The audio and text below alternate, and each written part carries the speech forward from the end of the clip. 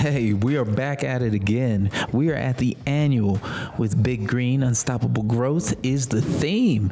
And I'm sitting down. This is the Power Plant Podcast, that Triple P. I got Steve Lucky in here, my co-host. He ain't on the mic, though. He had to sit down, okay? Unfortunately, he's working too hard. He's all over the place. And I'm trying to get that man to take a chill pill. But again, I have two great guests with me today.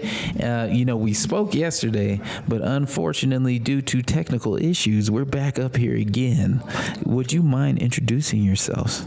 I'm Sister Terri Ali. I'm the farmer and garden teacher at the Firdous Community Garden located at Mohammed Schools of Atlanta. I'm Tazar Gissentanner. I'm the middle school science teacher at Mohammed Schools of Atlanta as well. And together, we are quite a team. Hey. In all things green. ATL in the house. ATL. You know what? I gotta say this about your city. I've never had biscuits and honey quite like Atlanta. Steve, maybe you remember, what was the name of the spot? Wasn't it called Biscuits and Honey? Over there in College Station? Flying Biscuit? Was it No, it wasn't Flying Biscuit, was it? It was, yes. They have that little mural of the Delta Airlines or whatever up in there. There's more than one. So in Atlanta, we brunch. Yeah, you know what? We do that. I did notice that. I was like, yo, how are all these people out here right now? Don't y'all work? Who works in Atlanta? They work from home. I was like, this is crazy. Everybody's over here enjoying the day. It was like a Wednesday. And I was like, it's cracking out here. It ain't supposed to be like this. It ain't like that in Denver, I can tell you that much. But I love the South. Every time I go down there, it's like I'm going home. And just like the culture and just like, I feel like when I walk off the plane, I'm walking out into Wakanda, the American version. But today we got some questions today for you. Okay. One of them is, tell us a little bit about your organization. This year, you got things planned this year. Like, what would you like to see, yourself in a year from now? We'll start off with that. Well, let me share first that we are located in an inner city school, black school. It's been there over 40 years, has great relationships with so many people in Atlanta, not only surrounding the school, but politically and so forth and so on. I can't pretend that we're the first ones that started growing food there, because there's always been someone growing food everywhere in America, and especially in the South. It is an agricultural state. And of course, it has a history of enslavement for African Americans. So we have always worked with the land. But I think what we've been able to do over the last 10 years is to create a consistent, weekly, mandatory agriculture education that we do in linking with the school, the garden, and the community together. And it has had lasting effects that we did not anticipate. It also means we've had to grow every year into more and more and bigger and bigger and better. But there's a lot of things that we've learned along the way, and we'll be glad to share some of that. What was the question? That was about the organization. Yes. Yeah.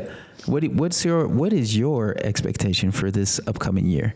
Of what would you like to see done? What is your goals for this year, whether it be individual or it be collective? We have a farm to cafeteria program at our school. I would like to see us grow more in our farming techniques so we can support that more. So our children can get more fresh food.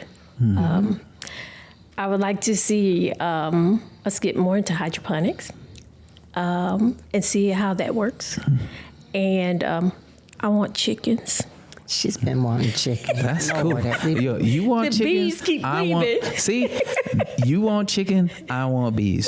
Oh, see, honey and chicken, we'd have it all right there. All right. So, every year for the last 5 years, we continue to add a theme grade level. So all of them farm, all of them take care of the garden through this mandatory program.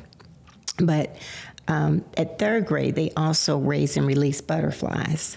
That is so cool. Fourth grade, they're composters. Fifth grade and sixth grade, they're beekeepers.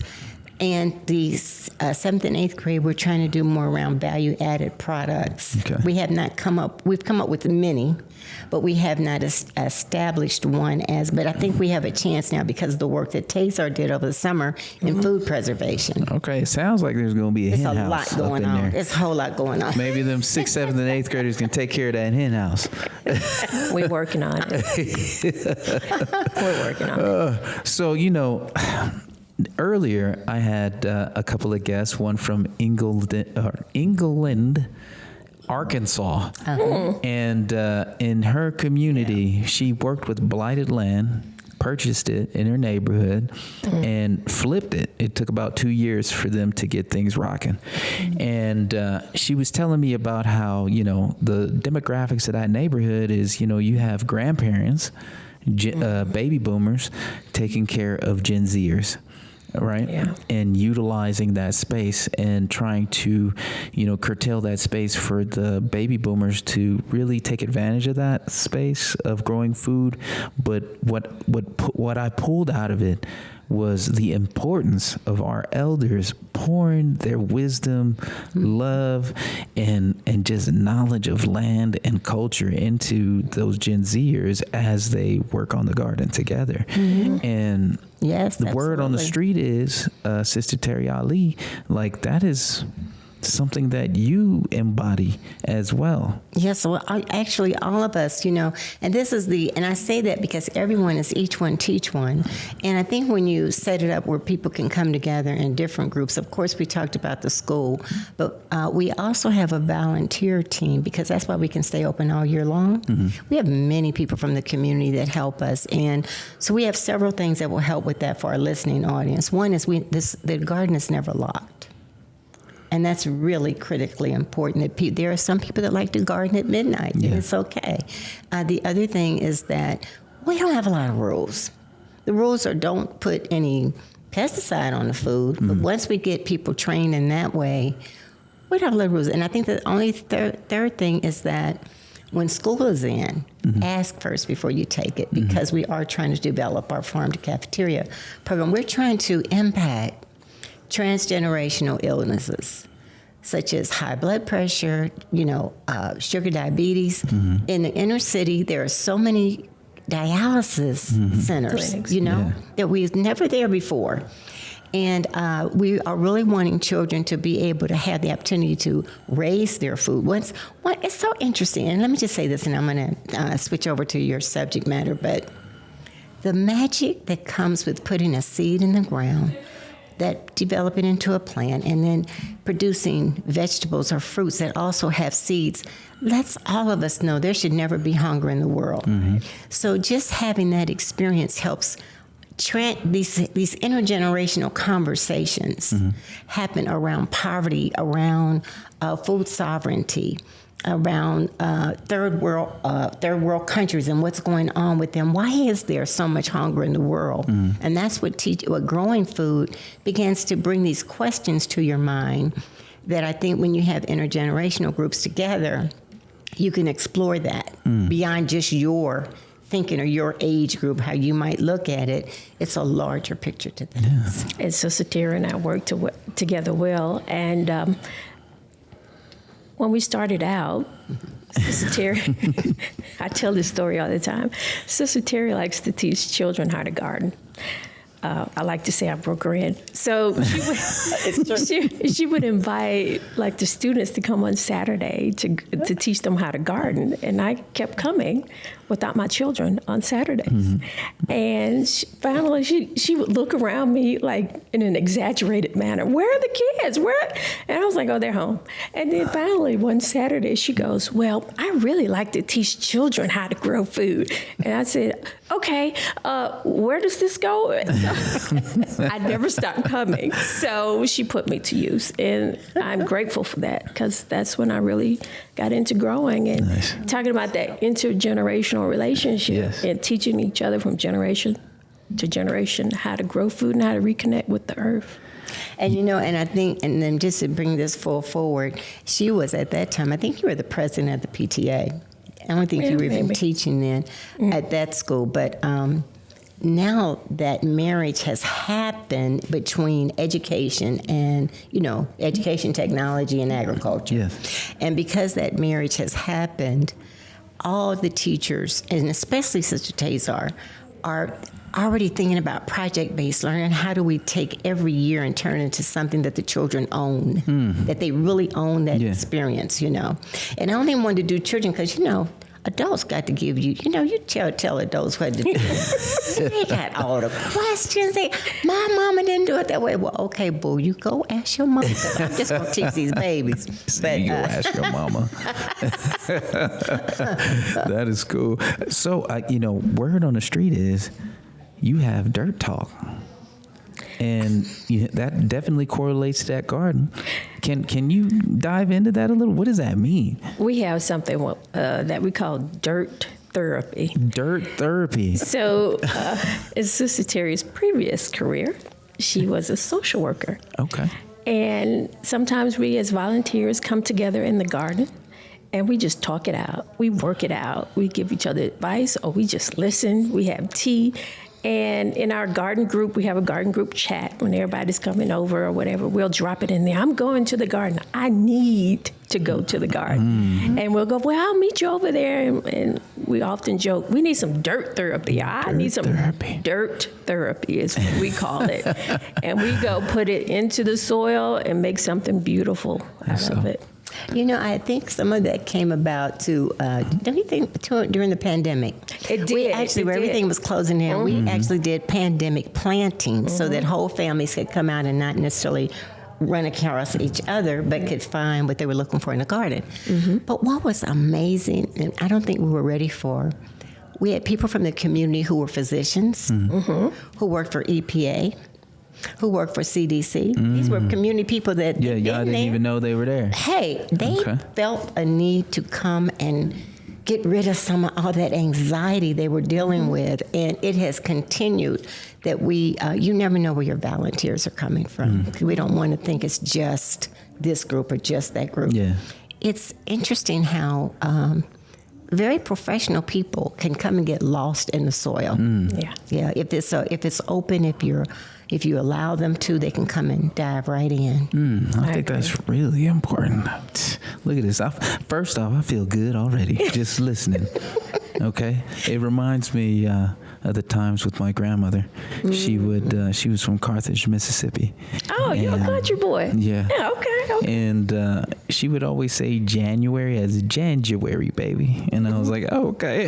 That's right. And the last few words that I got to share with her before she passed on was just to be thankful and enjoy. Like, no matter where I find myself, and this is in correlation to like whether it be COVID or any troubled times that we have in our lives. It could be a conflict with someone, or it could be an internal conflict with yourself, or maybe your dream didn't unfold like you really wanted it to, or you're coming up against some type of adversity.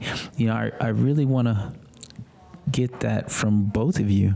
Like, how does it doesn't even have to relate to the garden, and like, this is a human thing, just like eating food and growing food. Like, emotions are a part of us all.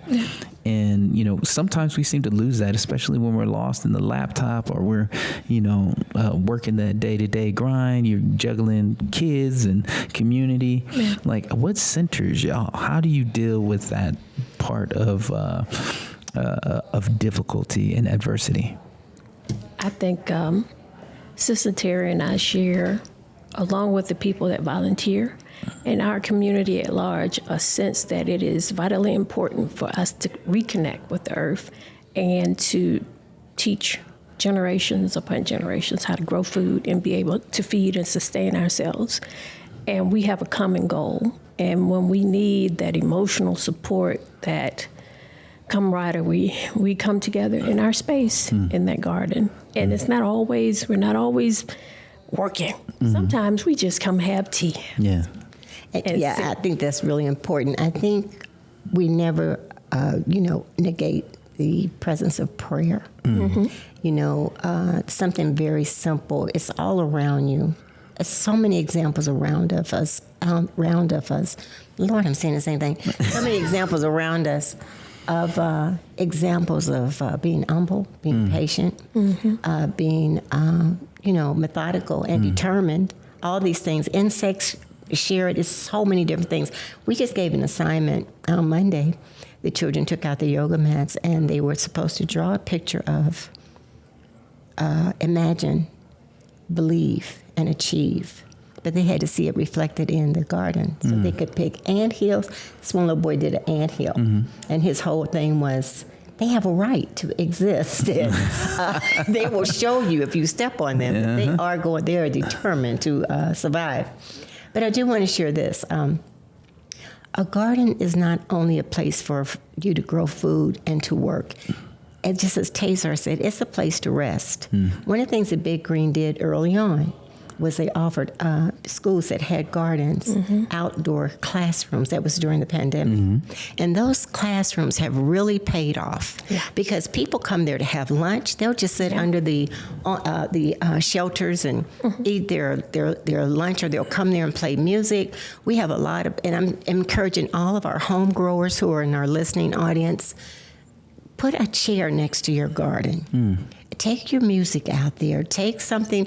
Do art in the garden. Read. Read in the garden. Do some poetry in the garden. All those things center us because that's really who we are. We're a very dynamic entity. Each human being has so much that we're bringing. So the garden is a reflection and a continuation because you're gonna get hungry. And if you are growing things and you get hungry, you're going to eat something from the garden. You ought to see the kids standing around the hibiscus bush, y'all. Picking the lemony leaves. And eating them. They will just stand there and eat all the lemony leaves, and everybody else knows hibiscus is red. Yeah. Because it's the flowers, but the kids are learning this. Yeah. That's so interesting that you say that. So in the 7th grade science class at Lake, we grow stuff from soil and from the hydroponic systems there. And in the morning now, students come to me and they're like, yo, can I have some of that? Can I have some of that lettuce? And I was like, what? You want to try some of this arugula, some of this kale? Go on ahead, man. And like now it's become almost habit. Right. So I'm like, yo, just make sure that on that plant I need at least 4 leaves so it can keep on coming back. Yeah. But like there is a connection there, and even in a classroom space, like the visual, the color, the smells, like it is not natural for our children to sit in boxes all day to learn. Like I think it's vitally important that we create green spaces like that as they learn. So like I'm so encouraged and inspired. I got to stick my hands in the soil over there in your garden. Yes. Broke bread in your garden. That's too. Right. Which brings me to, if you had a garden sign in your garden, what would it say? Touch the earth. Touch the earth. Okay. And believe. And believe. Believe, yes. Okay. And again, I know we had technical difficulties last time, but being in your garden, I saw so many quotes and words from Dr. Maya Angelou throughout your garden. And one of them was like, love liberates. And there's another one, I believe, about courage. One says, it's a SpongeBob one that says about laugh like nobody's watching, right? But can I just add this one last thing? I think partnerships are critically important to survival of gardens. And we talked about the teacher and the garden and everyone working together. But we're also connected with like 50 other growers. We buy seedlings together. We fight bugs together. It's so many good people out here. And anyone out here who's into a garden, don't count anyone out. And if you can connect with existing groups, you don't have to be the one that, made those groups happen. Yeah. Just become a part of someone else's reality. And you never know what gifts that God will bless all of us with. And I know I brought that part in, but I'm just saying, you just never know what gifts are out here if you don't include more people in your circle. That brings up a good point, and maybe you can follow up on this particular question. Y'all are part of the Tao. Yeah. And it was one of our focuses, and Lucky, you can back me up on this one.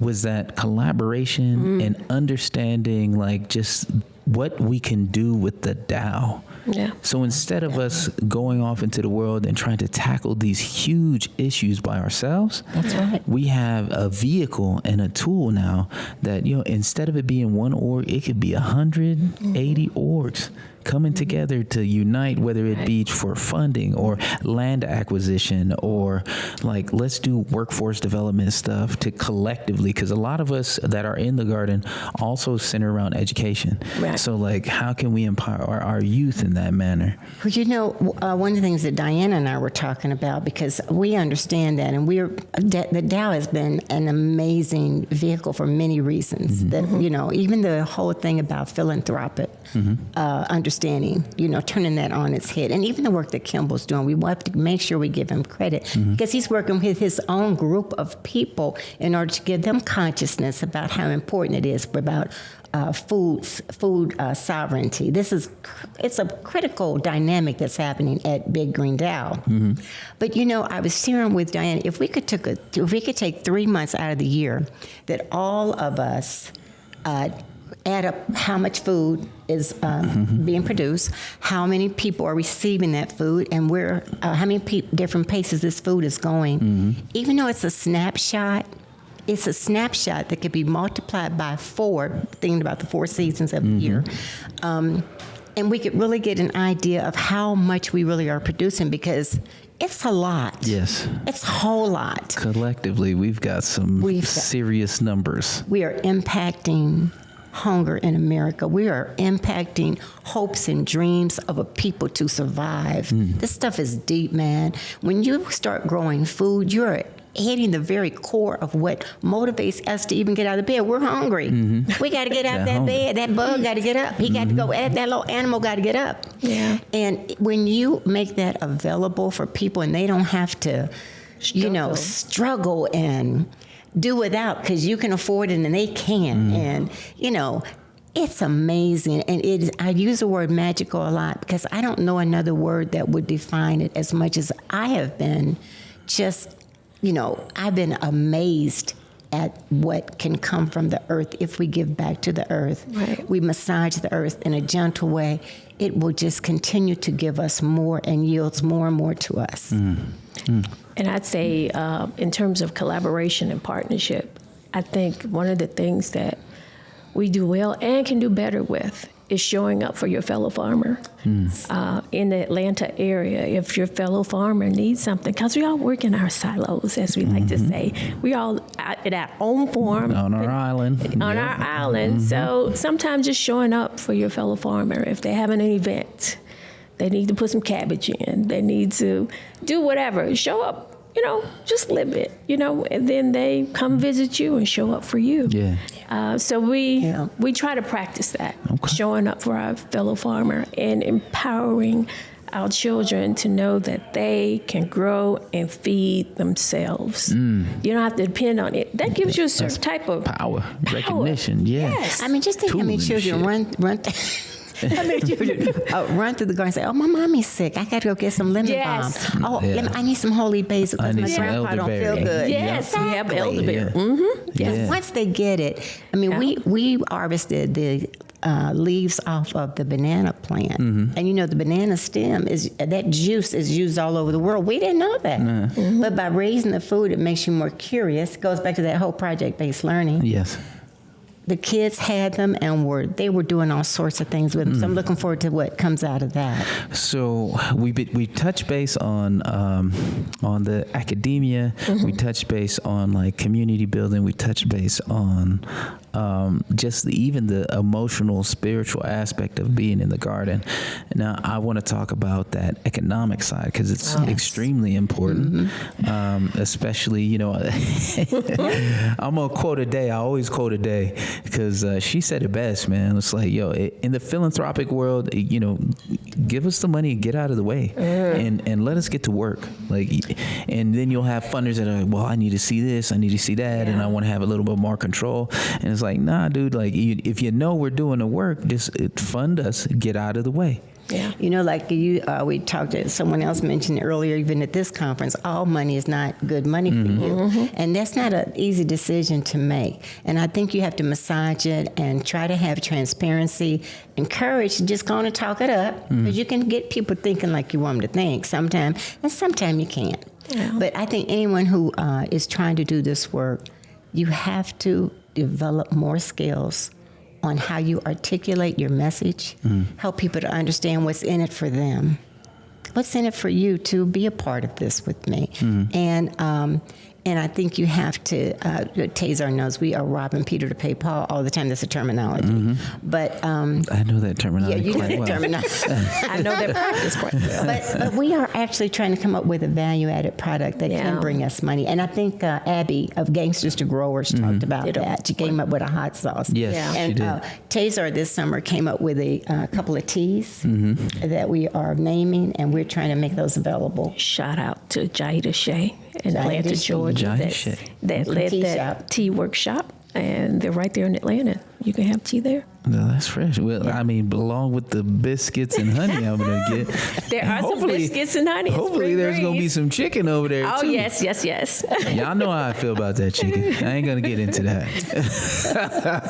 You got to come back to Atlanta real soon. We got tea, we got biscuits, we got Y'all gonna make me everything move down chicken. there, man. Hey, it's open. I'm ready, though. I'm It's down. open. I'll move down there. I'll take the whole family down there. Y'all ain't ready. You need an invitation first because, Atlanta's full. So you Oh, need... Atlanta's full. See, look at this. You hear this?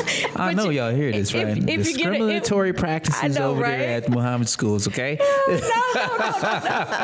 But if you get an invitation, you can come. Okay. You're invited. I appreciate you that. and family. Thank you. Okay.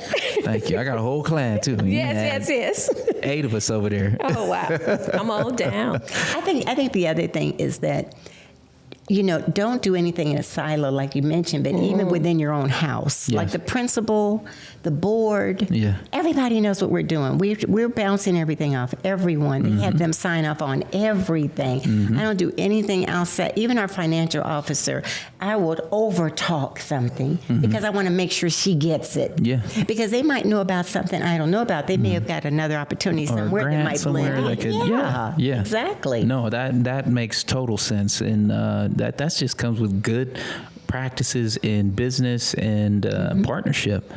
Period. Is that transparency? And the other thing for a farmer, know your worth. It's nothing but make sure you always get some pay for yourself because that'll get overwhelming to you after a while. You gotta have gas money. You have to pay your own rent. Yeah. So it has to. Of course, they have standards, and Atlanta's trying to come up with standards.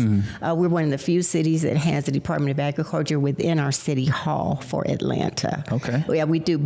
And so we're asking them to do these big things like come up with a salary base that a laborer can expect if you're a farm laborer. Okay.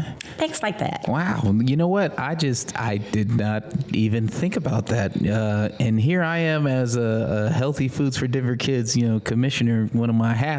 And I'm like, who does do the agro for Denver? And do they have that office in the city and county of Denver? Yeah. I'm going to assume that they do. I ain't trying to trash talk Denver. This is my city. I love my city. Okay. Even though I'm convinced to go down to Atlanta.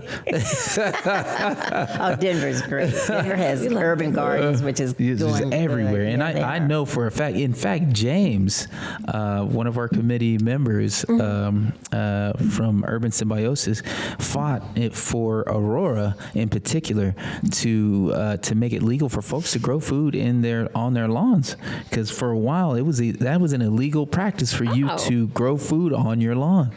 Wow. Isn't that crazy? And Denver also was one of the first cities that, don't y'all have your salads that are local that come to the schools? Yes. That's Yeah. not happening around the Yeah. country. Denver's done some fabulous things. Yeah. In fact, that's been a requirement even from the Healthy Foods department there. It is a requirement that folks, whether you're curating food items or for whatever project that you're working on, that like you need to go to local farmers That's great. get that produce. Yes, so that's an excellent national model. Yeah. And so in Georgia, we are not there yet. We have farm to cafeteria, but it's usually the rural areas farmers that are a part of that. And this is why this whole movement to try to get more and more food grown in the urban area, because that's where the people are. You know, I'm gonna try to quote Stephen Lucky, which is gonna be hard because that man has a lot of knowledge and it spews and overflows all the time. He's got all these tidbits of information, and in particular for his part of the world in Texas, he talked about how would they produce a certain percentage of food locally to support, their city. So it's like a lot of the food that does come into that part of Texas, San Antonio, I believe it's like 80% of the food there comes from, is it 80? No, I wish. Austin did a report, less than 1% of food consumed in Austin is grown in the city. So over 99%. Less than 1% of food produced is consumed there. And this is why Georgia, that's wow. why, for Texas is very similar like Georgia. These are agricultural states. So what happened?